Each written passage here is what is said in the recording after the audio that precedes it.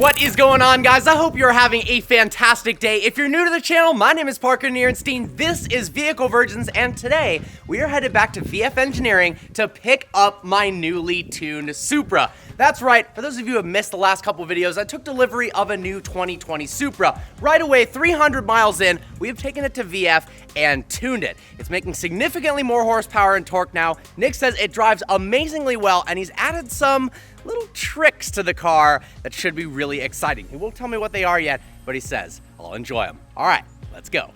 Oh yeah, and the reason I'm taking this car and not the E63 is I'm finally tuning the McLaren. That's right, guys, I am in love with the 600 LT, but honestly, after experiencing the one in Miami, Florida, I've been craving a little bit of extra power. Well, a little bit, I mean a lot of it. It's at 600 horsepower right now. We're taking it to VF. Let's see how much more power Nick can squeeze out of it. And I just remembered I forgot something important. Perfect. Now that the Supra is tuned, I really also want to do some 0 to 60 and potentially some 60 to 130 pulls. Now, I didn't do any baseline numbers, but we can find them all over the internet, as well as, well, we can probably ask Nick to flash it back to stock and do some baseline comparisons as well. I think this thing's gonna be quick. On the way to VF Engineering now, and I gotta give a special shout out to the sponsor of today's video, Skillshare. Skillshare is an online learning community with more than 25,000 classes in business, cinematography, automotive, and more. Premium memberships give you unlimited access to these high quality classes so you can improve your skills, unlock new opportunities, and do the work you love. I'm currently taking a class called Do-It-Yourself Cinematography to help better my cinematography skills, to make my reviews look a bit more cinematic and help my vlogs feel more upscale. And considering all of the high quality classes that you get access to, it's actually really affordable, considering annual memberships cost less than $10 per month. And the best part is, because Skillshare is sponsoring this video, everyone who clicks the link in the description below will get their first 2 months on Skillshare entirely free. So join now and join over 7 million creators already learning on Skillshare. Massive AFE power truck. I just talked to this guy who's a subscriber. You guys make intakes for the Supra?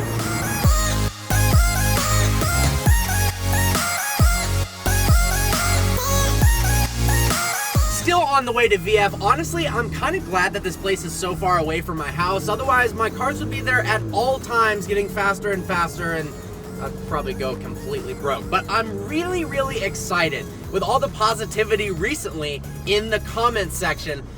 You guys have been awesome. Over the last couple of weeks, I've kind of fell in love with filmmaking, with vlogging, and it's made filming so much more fun. That's why I've been uploading more frequently, and I plan on continuing to do that.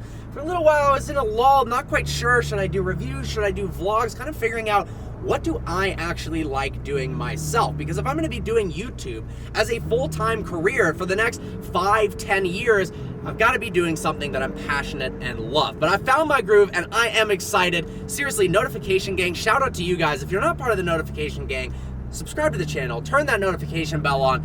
I'm basically on my phone for the first 30 to 45 minutes every time after I post a video, and I read every single one of your comments. So all of you fighting to get first comment and everyone leaving comments in the beginning, yes, I read every single one of those. Also, let's hit 10,000 likes on this video. 10,000 likes, smash that like button.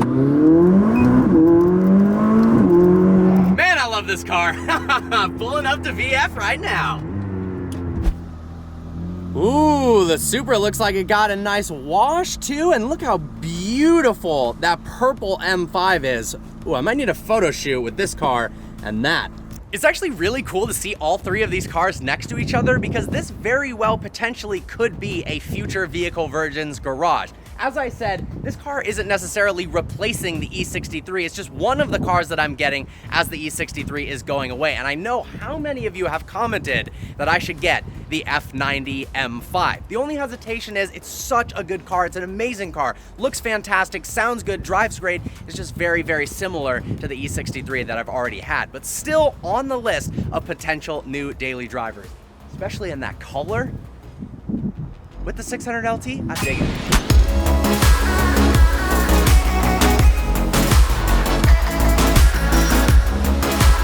some pretty cool cars in the shop today. A new DBS Supra Leggera. This car is already crazy fast, 715 horsepower stock, but they're tuning it to, I believe, somewhere around the 800 plus horsepower mark. That's gonna be a monster. Then we got a Gen 1 R8 that they actually just developed a new supercharger kit for at a really affordable sub $20,000 price point. That is gonna be a heck of a performance bargain. Used R8 and their new supercharger kit. All right, Nick, what have we done to the Supra? Oh, wait till you drive it, Parker. You're gonna love it. I am so excited. We've tuned the software in the ECU and we've dynoed it before and after. Do you wanna come and check out the results? I'm interested, let's see. Let's go. I've got an idea, I've got a guess for what it's gonna be putting out, but I'm excited to see what you've actually Well, here it is. actually gained. The really exciting thing about it is the gain throughout all of the RPM range. The turbo on this car is doing really well because you can see the gap. So this is the horsepower. The dotted lines are the before tuning and the solid lines are after. So that gap between the horsepower before and after is it's tremendous. It's all the way and it just doesn't give up.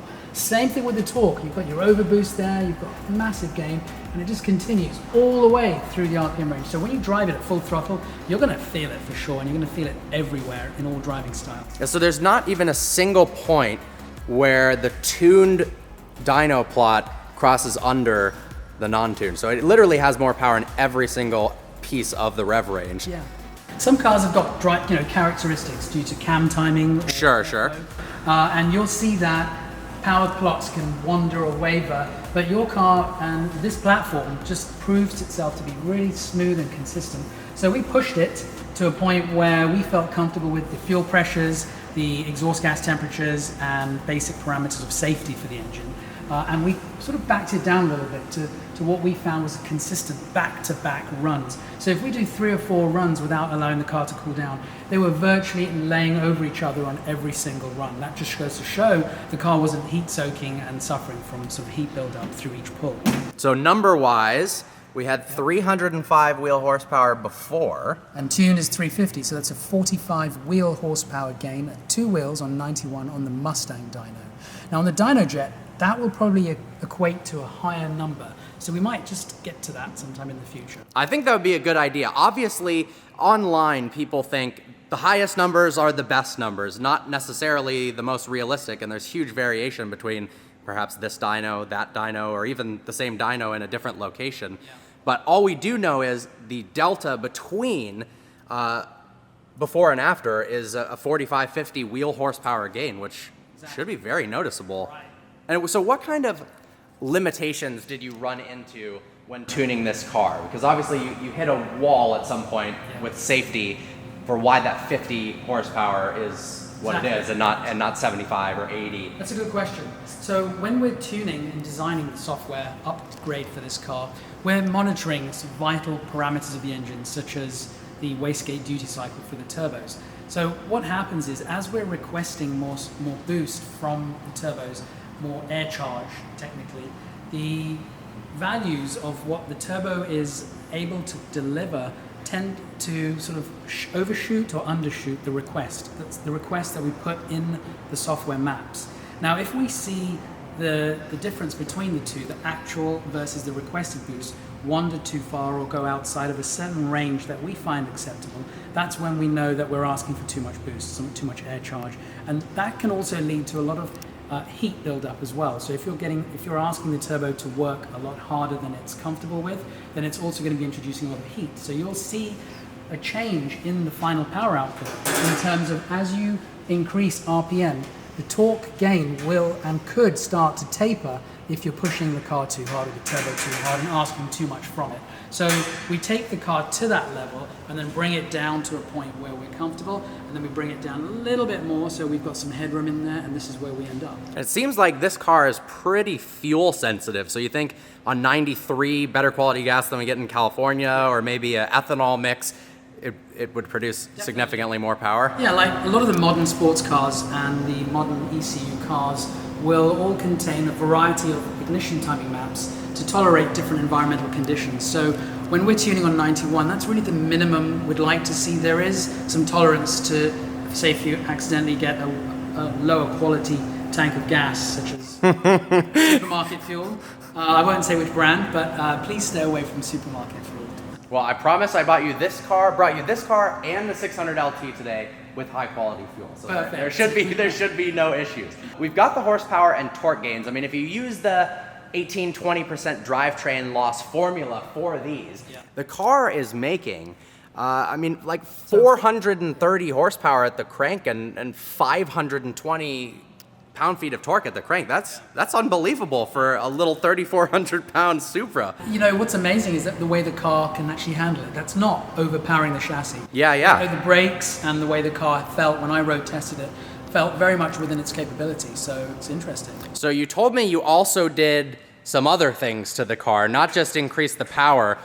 What kind of goodies do we have? Well, the great thing about BMW ECUs and their platforms is how we can transfer features from some of the upper level models into some of the everyday models, and some of the high spec vehicles such as the GTS, the M4 GTS, that has what's called startup raw, and we can actually transfer some of the programming. No way.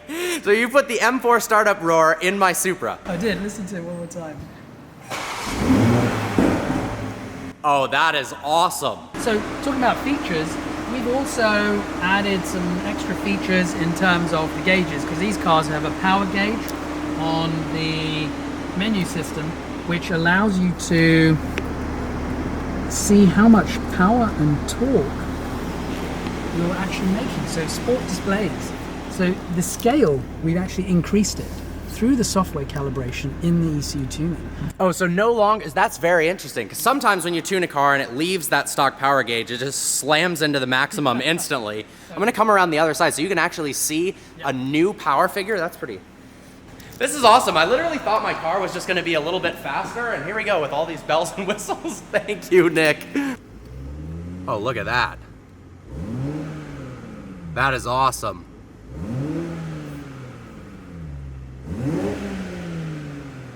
Now, potentially, the engine is cold, but you mentioned there's going to be some extra burbles on overrun? Exactly. So, off throttle, overrun is technically as it's known. You'll find we've, added a little extra characteristic to the car. Oh, I can't wait. I've tried to make it relatively conservative, so you'll see when we find out. They won't do it right now because the engine and the exhaust is cold. And the way it's created is by injecting a little extra fuel on deceleration, and that detonates in the exhaust on its way out of the engine and creates that crackle, the burble that everyone seems to know it as. Little blip there. Now the car does have a little burble feature of its own, and we can actually enhance that and increase the volume and duration of that through the software. Ooh. That is awesome. Not too wild. It's a classy amount of pops. I think so, and I think this car is really refined for being a Supra and, living up to the name Supra. Well, I think it's time I got to take this out on the road. Oh boy, it's official. Nick's got his hands on the 600. Well, the 600 LT is now in VF's hands. We've actually got an unbelievably exciting partnership coming up that I can't wait to share details with you guys. I've been working with VF for a very long time. I love the company, I love what they support, especially their product is unbelievable. So stay tuned for more of that. But we're taking the Supra out now. Let's do some 0 to 60 runs. Got the GoPro set up, got the V-Box set up, just waiting to connect to the satellite. All right, time for the first pull in the newly tuned Supra. I'm pumped for this. The car was already quick. This is just gonna make it that much faster.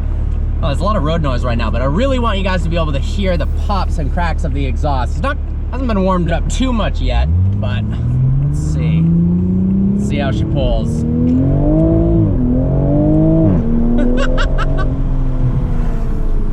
Definitely a noticeable power difference. It also feels like it's peppier too. The throttle response is better. Oh, it's definitely quicker. Oh man. Wow. All right, I'm impressed. Let's do some 0 to 60 pulls. So I'm gonna try a couple different techniques for the launch. I did some research. Car and Driver noticed that launch control actually wasn't the quickest way to do 0 to 60. It's interesting. Some cars, it's absolutely the quickest way, helps control wheel spin the most. In other cars, it almost generates an abnormal artificial amount of wheel spin to make it a super exciting launch, especially spinning between shifts as well, but not necessarily the quickest if you're actually trying to get some real drag times. So let's see what the Supra with the tune, now making about 433 crank horsepower, is capable of doing. Supra, it's rated stock at 4.1 seconds to 60 in perfect ideal conditions. We weren't actually able to get any baseline information on that because I tuned this car so fast. By the time I thought of putting my V-Box in the car, it was already tuned. But we'll see what we can do with the modified car.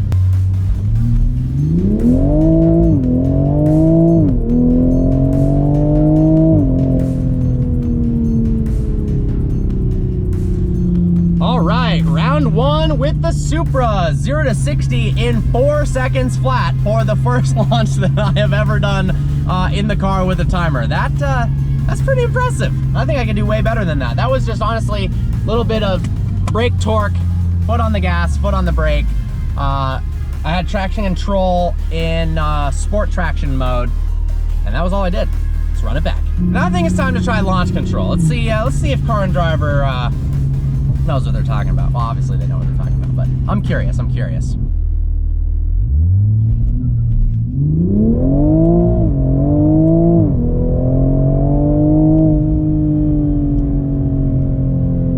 4 seconds again.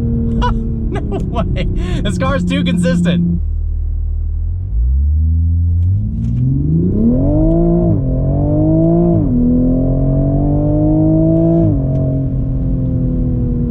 Did we do it? Oh yes.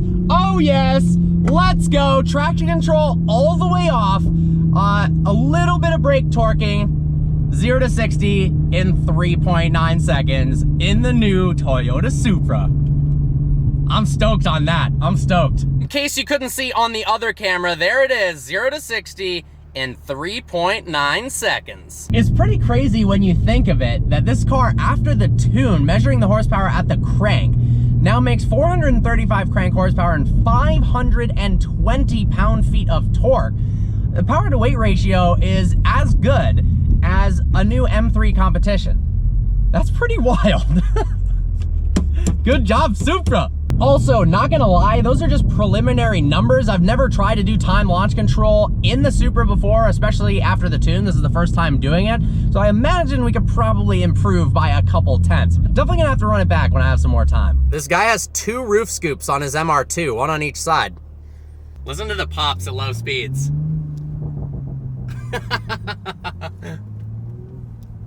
Oh, I love it. Just grabbed a little food. Let's hear that startup roar again.